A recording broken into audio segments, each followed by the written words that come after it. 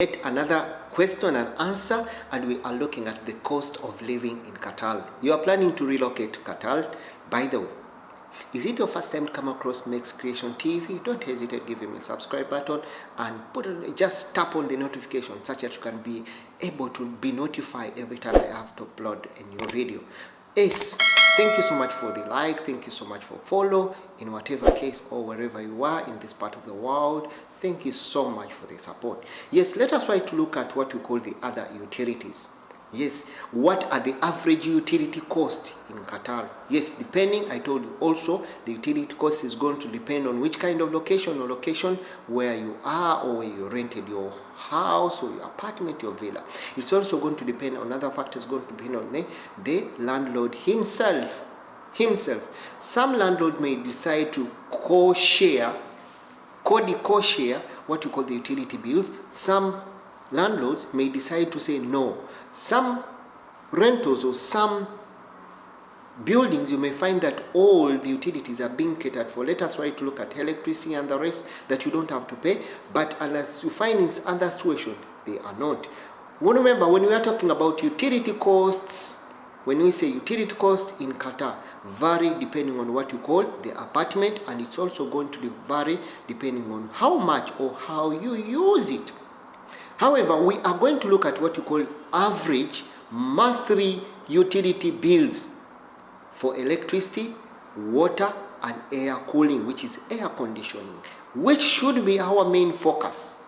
Being that it's a hot country, it may be hot, especially when it comes to summer.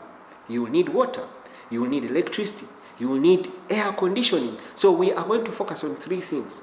That is electricity, water, and what we call the air conditioning. What is the average? Let's say, for example, you have one bedroom apartment. Yes, in this case, you expect that the utility bills will be between 300 to 600 per month. We are taking the average, we are taking from the smallest, giving the smallest to the highest. However, don't forget to consider the other factors which will depend on the usage as an individual. If you have a five bedroom and you all need consume water, it will be a different bill. But we are taking an average that should be between 300 to 600. That's a one bedroom apartment. When we look at a 3-bedroom apartment, you'll expect your utility bills, water, electricity, and also air conditioning to be between 600 to 1,000. Something that you need to understand, that water and electricity is a little bit cheaper. Which is a little bit more expensive is what we call the air conditioning, or what we call the cooling. But water and electricity is a little bit cheaper at the end of it all. But also, it does not guarantee you that if you don't take into consideration how you can tentatively learn how to minimize them, you'll find that the costs are going to vary and have it.